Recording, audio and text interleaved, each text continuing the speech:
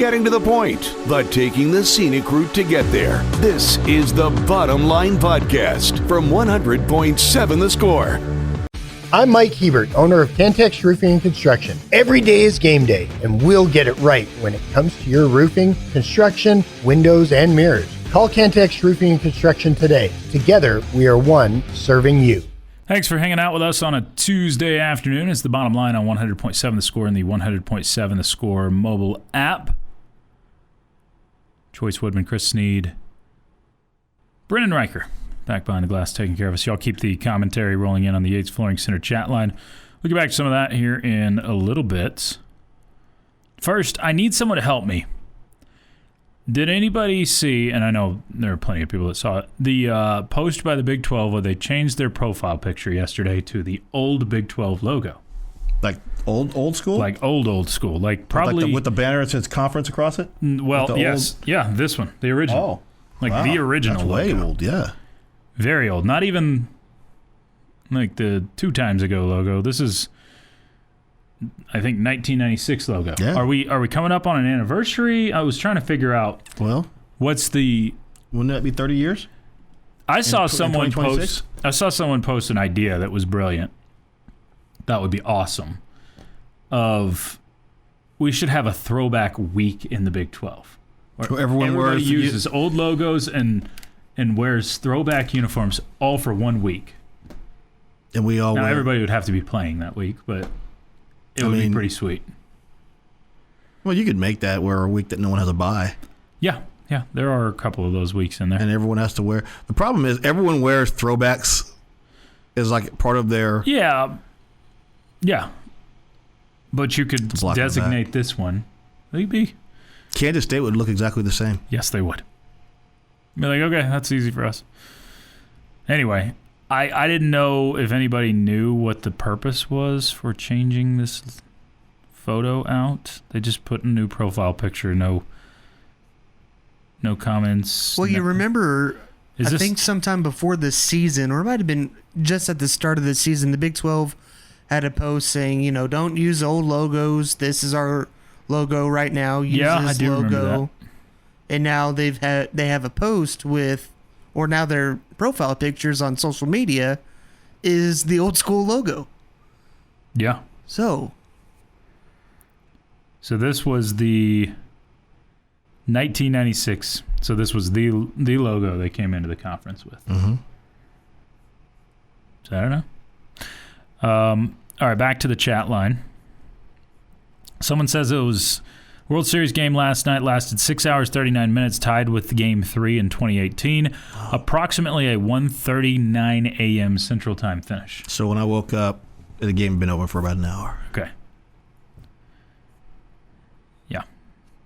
Seems about right. We got a cool runnings on the chat line. Thank you. Can we have some Saints football discussion? Let's not. People are posting where you can buy your jersey. Oh, It's really not as sexy as you think it is. I already know where I'm buying my jersey if I have to buy that jersey. There's still 2 more days of practice. I mean, he could sprain his pancreas. That is probably not true, actually, but yes, he could get hurt. We noticed very early in the season that our offensive line was not dominating. So much for Cody Campbell buying us an O-line. Okay. Oh, here we go. He bought you good players.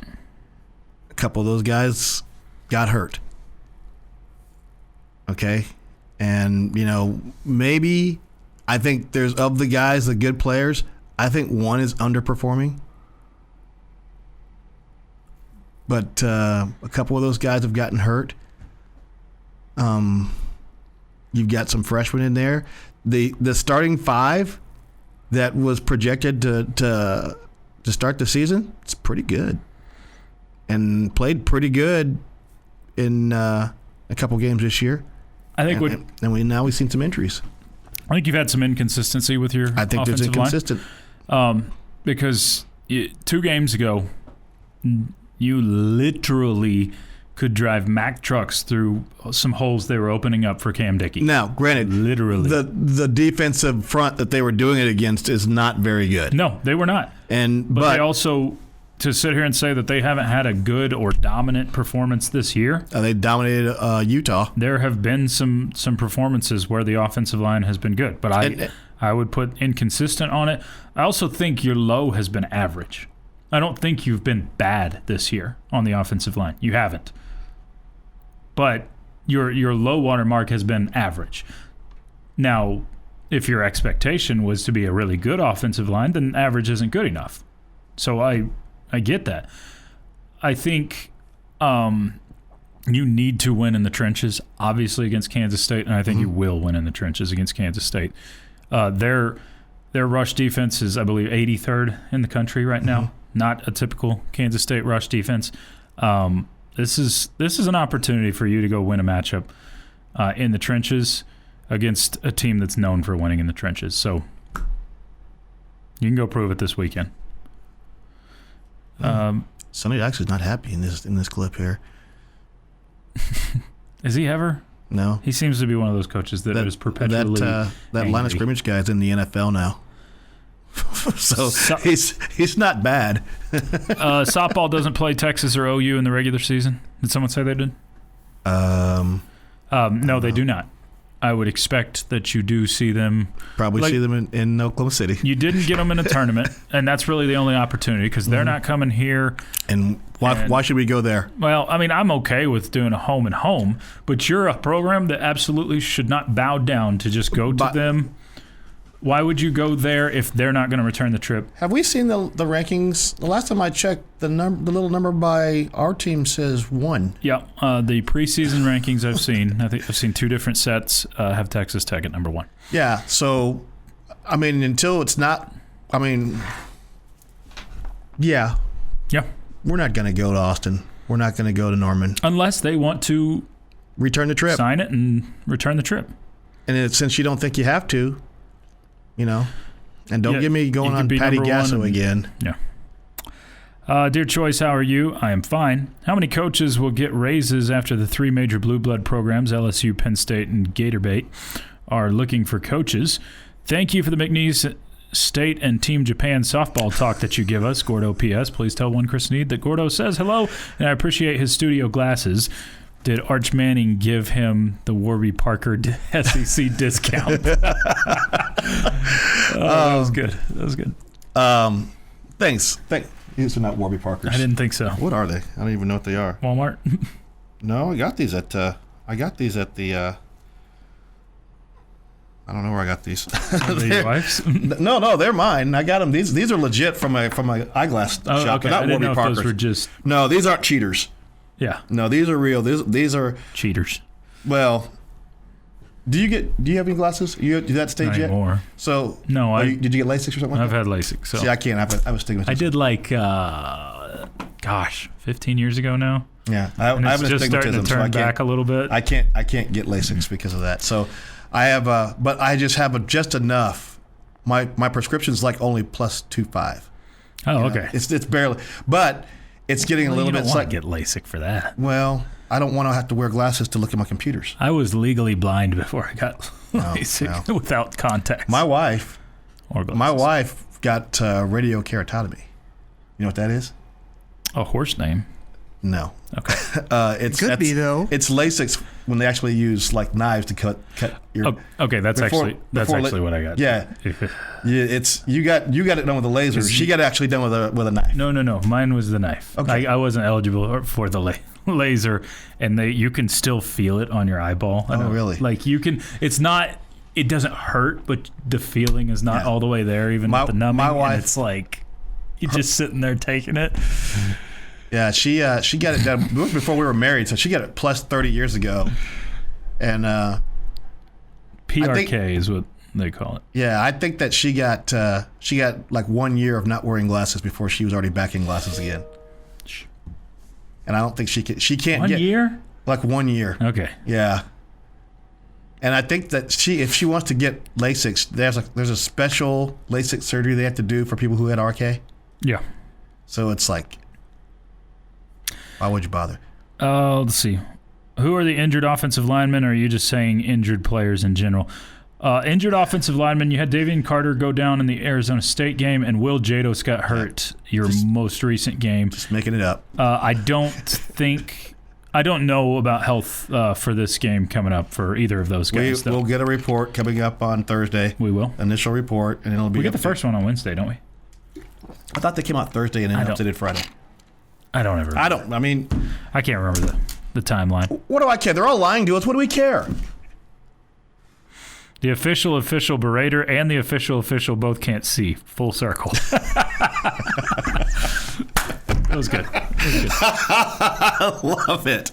Got a Kaylee's Dailies coming up next. It's the bottom line on 100.7 The Score. Getting to the point, but taking the scenic route to get there. This is the Bottom Line Podcast from 100.7 The Score. Thanks for hanging out on a Tuesday. It's the Bottom Line on 100.7 The Score and the 100.7 The Score mobile app. Chois, Woodman, Christopher Snead, Brennan Riker, all with you here from the First United Bank studio. We'll get back to a handful more of your thoughts, commentary on the Yates Flooring Center chat line here shortly.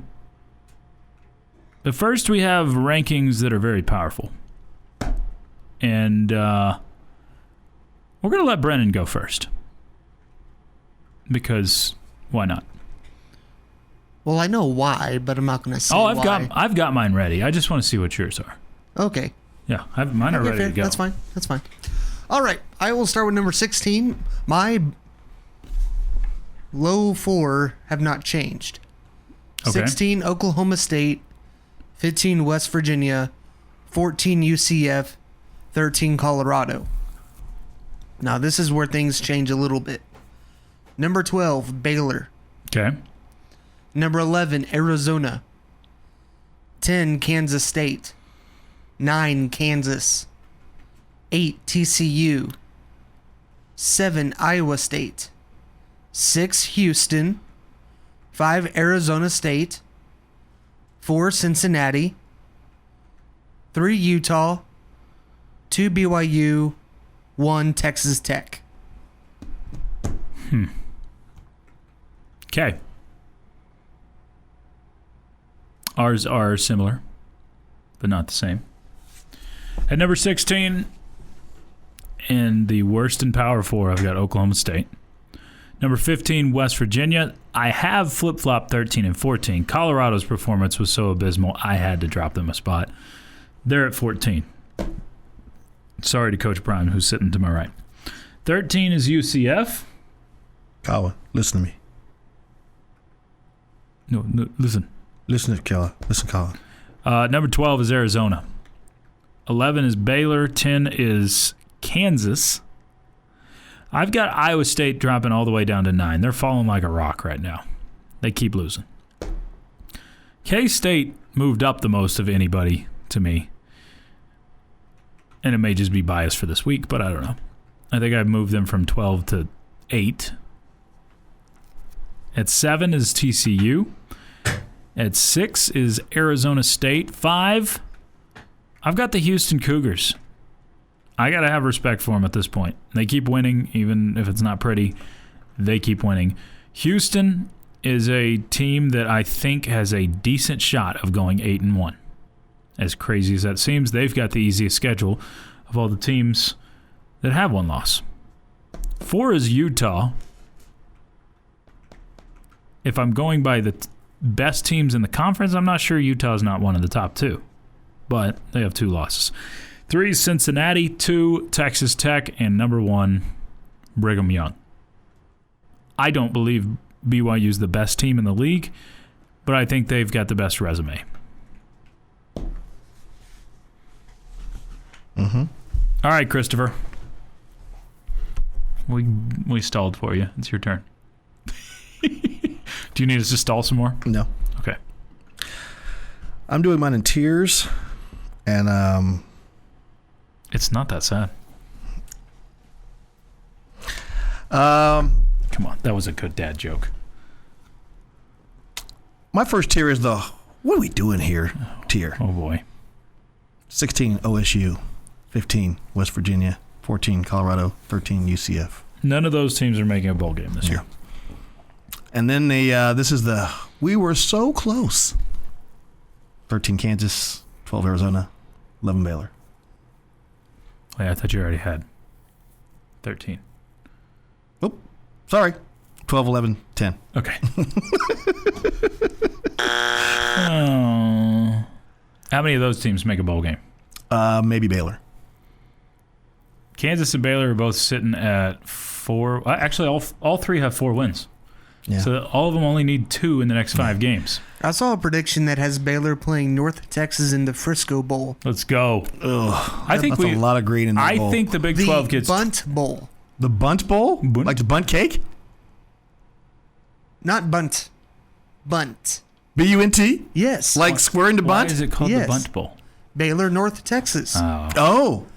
Because ours has been the Butt Bowl. Okay. All right. So The we Butt have, Bowl walked so the Bunt Bowl could fly. Wow. So we have. I actually think you get 12 teams from the Big 12 that make a bowl game. Okay, go ahead. The Oy Vey tier. Oh boy. Yeah. That would be 9 Iowa State, 8 TCU, 7 K-State. All right. The Clinging by a Thread tier. 6 Arizona State. Oh, just that. Okay. Yep. The Just Maybe Bowl. 5 Houston, 4 Utah. And then I have the Hunters tier. It's 3 Cincinnati, 2 BYU. I was wondering if you were going to go. And the Hunted tier. Your Red Raiders. Okay. I've seen some commentary, and again, we'll go through these games in a little bit. About we're gonna go through the games, each game the rest of the way, and we'll let it determine. There's the system determine whether you get tiebreakers or not. I believe all the scenarios I've punched into the whole tiebreaker thing. Mm-hmm. Texas Tech, because of your strength of schedule, I think you completely control your destiny if you win out. I believe there is not a scenario, even in a 4, you can have 4 8-1 teams, Snead. That's possible. 4 teams that tie 8-1 in the league. And I believe in any of those scenarios, Texas Tech still gets into the Big 12 championship. I think that's going to happen because your strength of conference opponent has been stronger than most everybody else in the league. I love it. So I've seen people talking about, well, what if Tech beats BYU and then Tech meets Houston in the championship, or if Tech ties here and then Tech's on the outside, they could get a what do you call it? Or Tech meets Houston and then you lose in the championship. I've seen all these scenarios talking. I don't know that there's a scenario where you have 2 losses and making it large. Get in as an at-large. And I don't want to risk anything to get there. So, yeah, because then you start you open up the conversation of, is a 2-loss Texas Tech better than a 3-loss SEC team? And in most cases, or a Big Ten whether team. It's true or not, they're going to say the no. Bias. Yeah. Because... And you don't want to go into those conversations because SEC fans are undefeated on hypotheticals. Yeah. So you don't want to get into that, and I don't want it to go to the committee with that either. Now, if you're there, if you end up losing one of these next 2 games, I think it's more important that you win this one this weekend because there is scenarios where you can lose 2 games. No. Actually, I think it's more important that you win the BYU one. Yeah. Yeah, I think that puts you at a tiebreaker over BYU. Correct. At the top of the conference. So if you slipped up this weekend, there is still light. I don't want to bank on it. Your only path to the playoffs would be winning the championship game. Yes. And your only path to the championship game if you lose this weekend is to beat BYU. Right. So I don't think you're going to lose. I really don't. That being said, I didn't think you'd lose at Arizona State. The difference this time around is you've got your starting quarterback back. I didn't either. I didn't think we would be. I don't want to say. I mean, I didn't think we played uninspired. I'm not a big, go after the play caller guy, but I did think that we were pretty. Yeah. I won't say unimaginative, but vanilla. We didn't. I mean, like I said, every fifth play was a quarterback power. I was more nervous going into that Arizona State game than I am going into this Kansas State game. Historically, that doesn't make sense.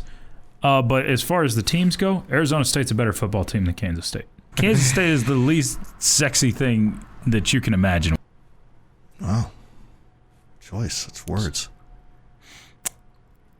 We got a question of the day from Brennan coming up next. Or it could be a clip. Who knows? On 100.7 The Score.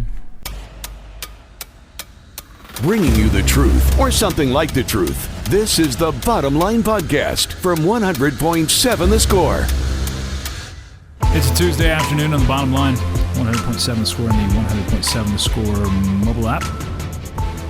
Chois, Snead, and Brennan with you this afternoon. Keep the commentary rolling in. We'll return to some of yours in a little bit.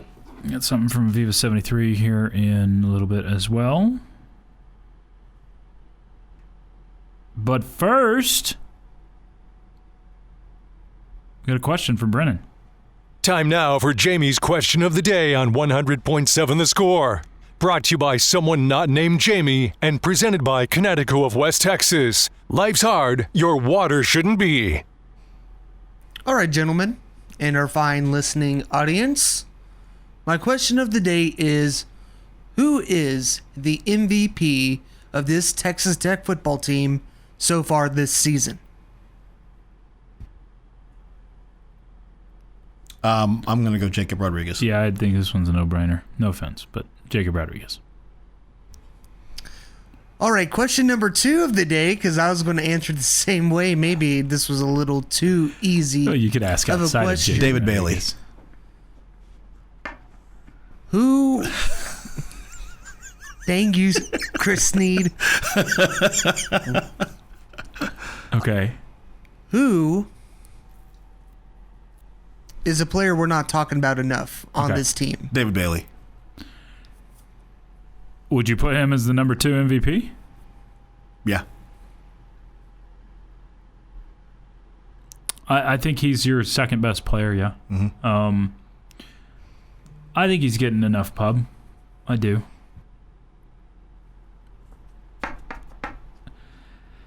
I think Lee Hunter's not getting the attention he deserves. Big Lee QB Hunter. I think he's been extremely impressive. Defensive tackles never get as much credit as they deserve. Because you're not going to get all the sacks. You're not going to get all the TFLs. You get some if you're a good one. But a lot of times your job as a interior defensive lineman is to plug things up so Jacob Rodriguez can go make his tackles. You're a space eater and an occupier. So and he's doing a great job of that, and that's something that you just haven't had.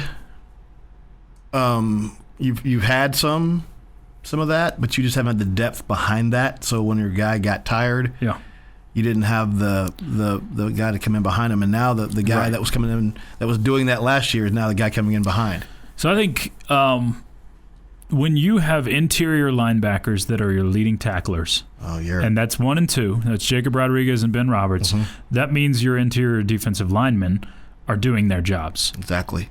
A lot of times you look at poor defenses or lesser defenses, safeties lead the team in tackle. Yeah, that's not good. And how often do you hear Cole Wisniewski getting off the pile?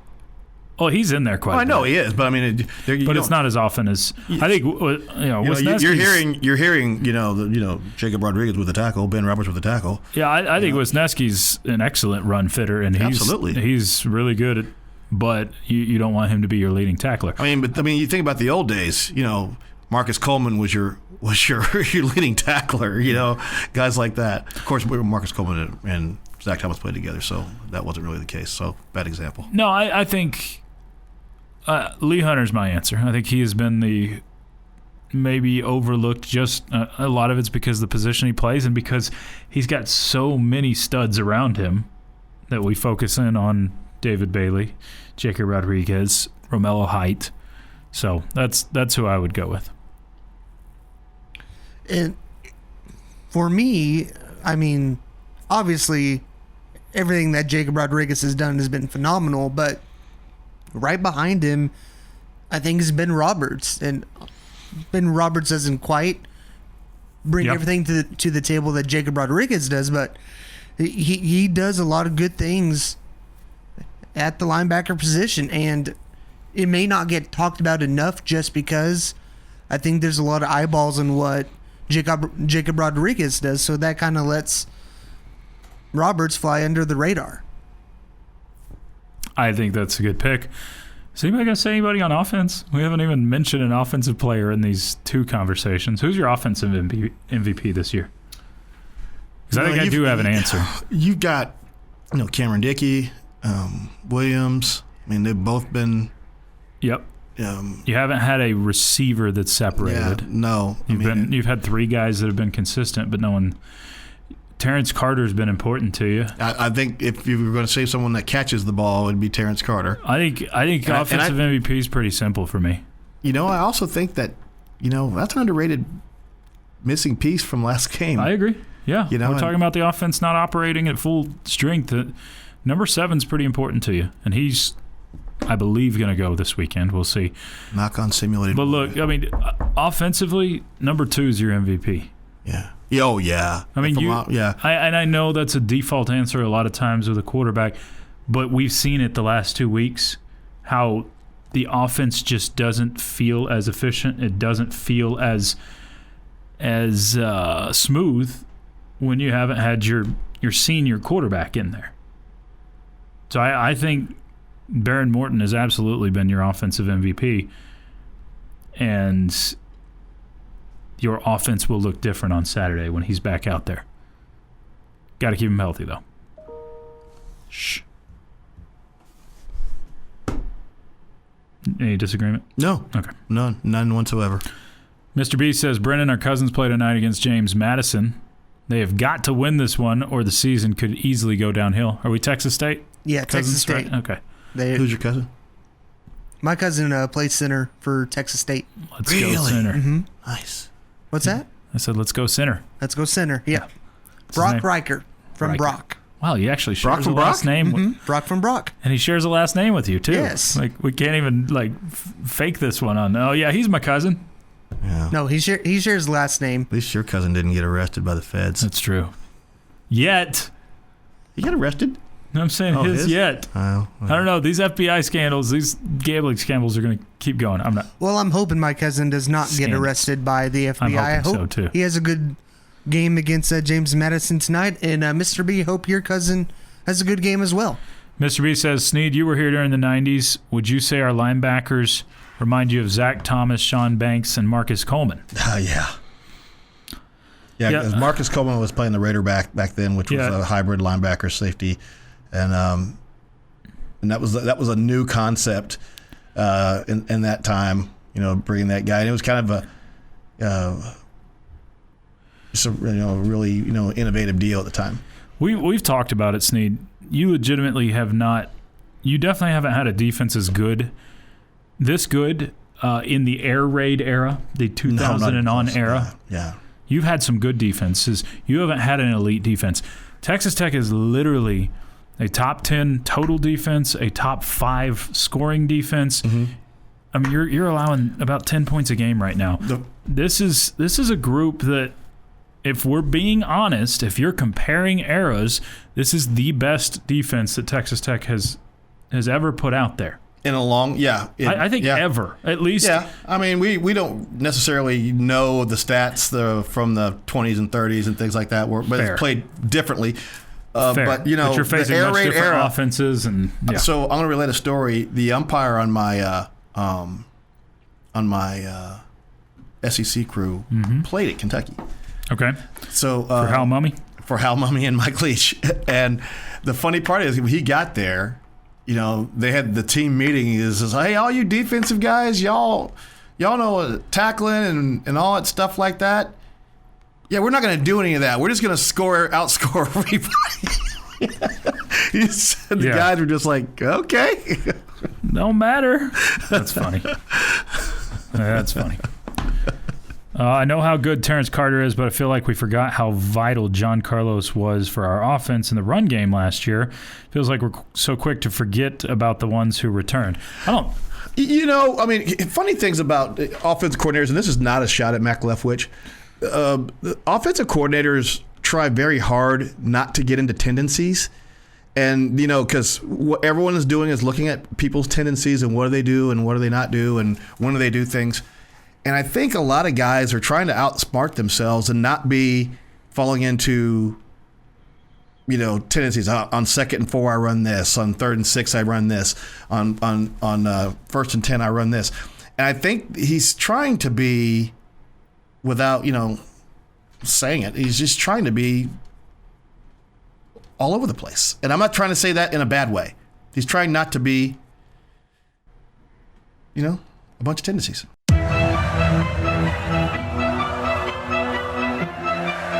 Bringing you the truth, or something like the truth. This is the Bottom Line Podcast from 100.7 The Score.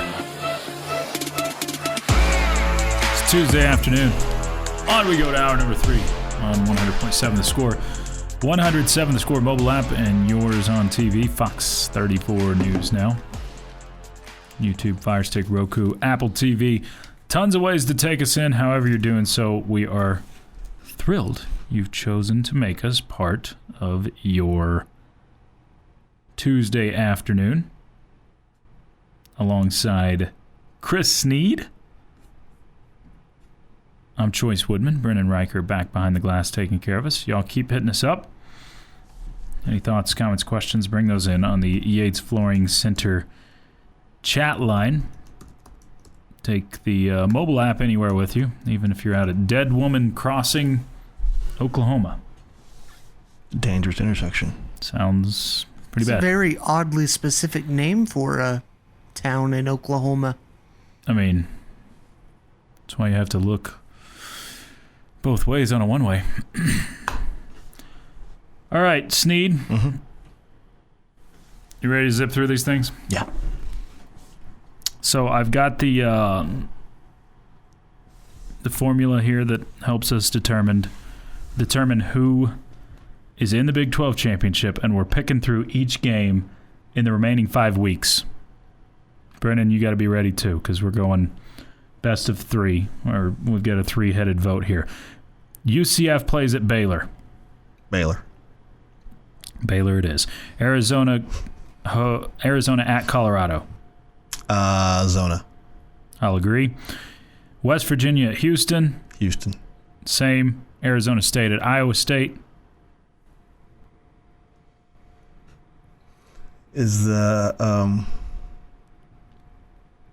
We're not supposed to think about these. I need to know if 2 players are playing for Arizona State. We don't know. Iowa State. I'll go Arizona State. Brennan, swing vote. Iowa State. Okay.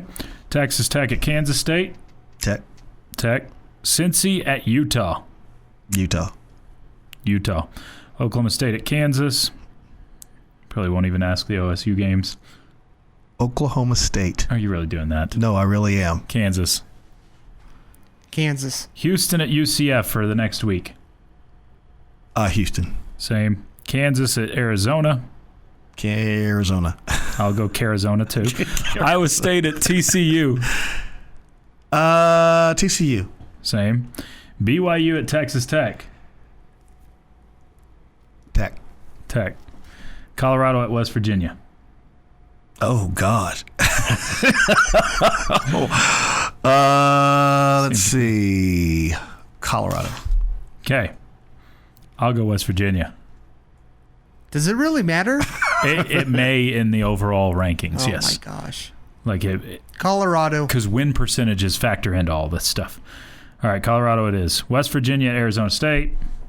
Arizona State. ASU. Utah at Baylor. Utah. TCU at BYU. BYU. Same. Arizona at Cincinnati. Cincinnati. I'll go Cincinnati. K-State at Oklahoma State. K-State. And then UCF at Texas Tech. Tech. Feels like a pretty chalky week there. Yeah. November 21st weekend, Baylor at Arizona. Baylor. I'll agree with you. Oklahoma State at UCF. Oh, gosh. UCF. UCF. BYU at Cincinnati. BYU. I'm going to go Cincy. This is a very important game for our overall standings. I almost said give me the Y, but Cincinnati at home. At home. Cincinnati. Okay. Arizona State at Colorado. Arizona State. TCU at Houston.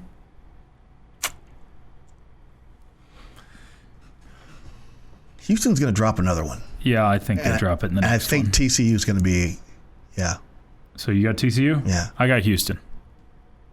So it's Brennan that swings this one again. What was this one? TCU at Houston. Houston. Okay. Kansas at Iowa State. In a nail biter. Kansas at Iowa State. Iowa State. Iowa State. K-State at Utah. Utah. I got Utah at home. Arizona State. Was that the Territory Cup? Arizona State. I'll take them at home. Houston at Baylor. Houston. I'll take Baylor in that one. I'll take Houston. Which Baylor. They may. They're not a good team. His job may be already gone at that point too. Arandas. UCF at BYU. BYU. Utah at Kansas. Utah. Same. Colorado at K-State. K-State. Iowa State at Oklahoma State. Iowa State. Cincy at TCU.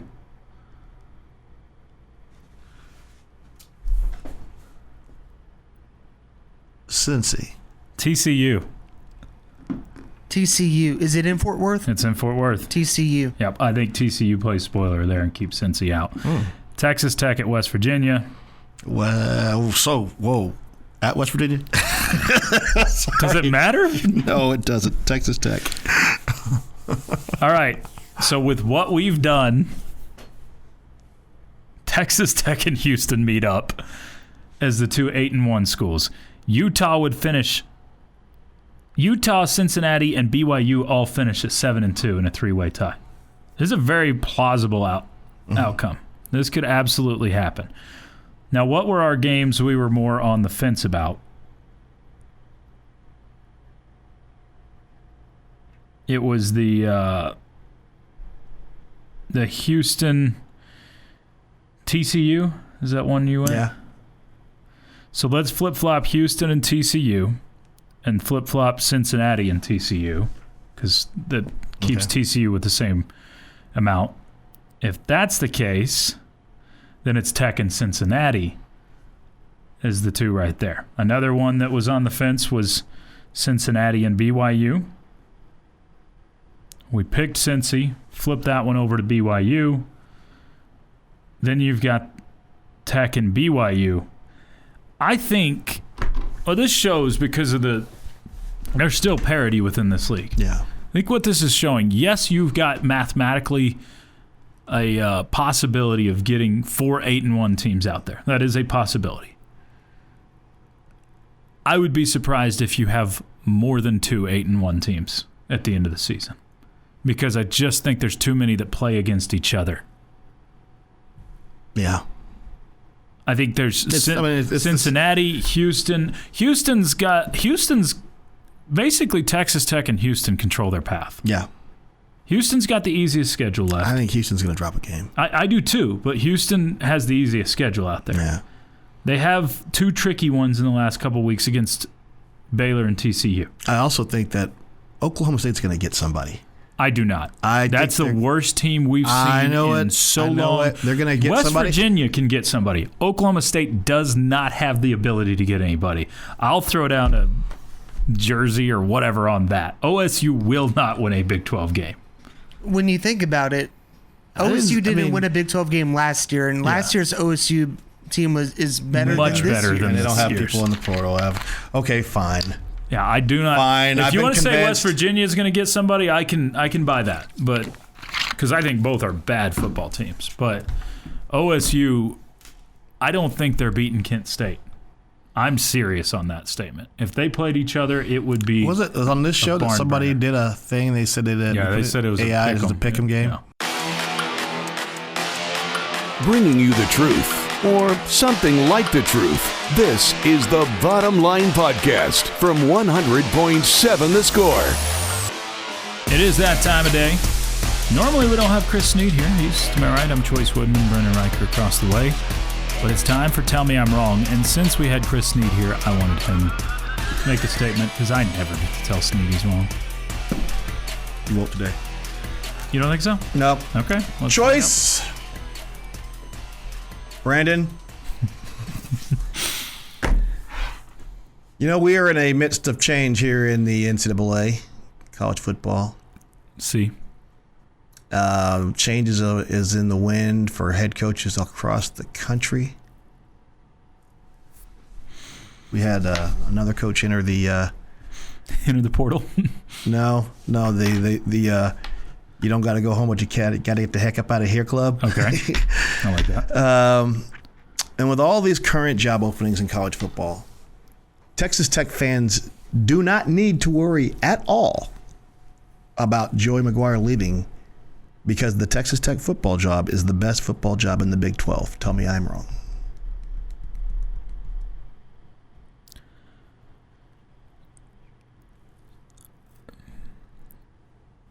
I think there's only a couple that are even in conversation with it. I would love to hear other fans in college or in the Big 12 to hear their take on that. Because I'm biased, but I also think you're absolutely right. And I don't know that this was a correct statement 2 years ago. No, because I think right 2 years now- ago you had Texas and Oklahoma in the Big 12. Well, okay, I don't even know if it was if this now, was the best job a year ago. I don't know if it was, but because of your monetary investment to it, we said it before, both ways in your facilities and now into your personnel, both players and coaches. And by the way, I think Joey McGuire is going to get a huge raise this offseason because he's one of the lesser. I think Lance Leipold, makes almost double what Joey McGuire makes. Yep, and he got his butt kicked down here and then lied about stuff. So, yeah, you're not wrong. This is the best job in the Big 12, and it has moved from a top 30 job to a top 20 job easily in the country. And think about this. You're probably now what Tech fans should worry about are a couple of your coordinators. Oh, yeah. I think that Shieldwood's going to be in play. I think that Kenny Perry's going to be in play. I think even though you've made an investment in Blanchard, I think someone's going to come make a run at him. And Notre Dame did last year. Yeah, but I think he likes being with Joey. I think he likes the situation here. And let's face it, there are very few schools in America that have deeper pockets than Texas Tech. And when did you ever think you were going to hear that being said? And the answer is the history of never. Yeah. You've made the investment in your NIL. You've made the investment in your facilities. Yeah. You have the best fan base in the Big 12. I think Utah's a close second. BYU's a close third. But right now, you've got fan bases. We watched the Sunflower Showdown. This is the biggest game between Kansas and Kansas State. Two teams that are still relevant in the postseason race, not for the Big 12 championship, and they played in a half-empty stadium in Kansas, and it's amazing. Arizona State, they're playing a ranked team at home, and stadium's not full, and that's just unbelievable.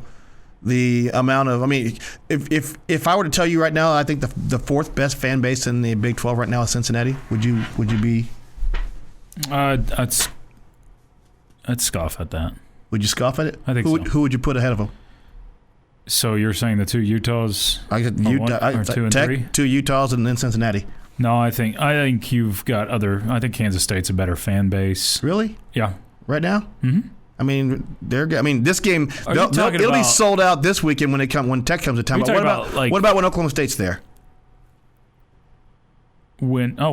At K-State, I think they're a pretty consistent fan base. I do.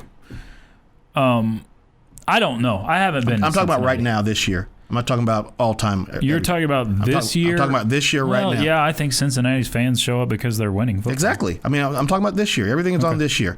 Right now, the best job in the Big 12 is right now, because at Texas Tech, because of what we're doing. And I don't think it's close. Brennan?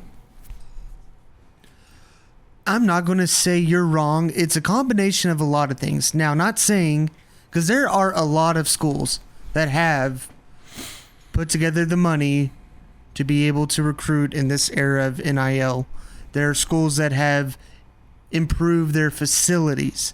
There are fan bases in the Big 12 that have very passionate fan bases that love their team, love their school. But Texas Tech has put itself in a position where you take all these things together, it's not just a one-year investment. It's something that can be sustained for years to come. It's not just 2025, 2026 that Texas Tech is going to be good and put the talent together to be good. It's something that if you're a head coach, you want this. You want the fan base. And yes, there is a little bit of pressure. Tech fans are passionate, and when we don't win, it's disappointing. But at the same time, the fans still show up. Mm-hmm. They're still going to show up, and they're still going to support their team. And for a head coach, it's not like an LSU or an A&M where every game is, well, it's hard.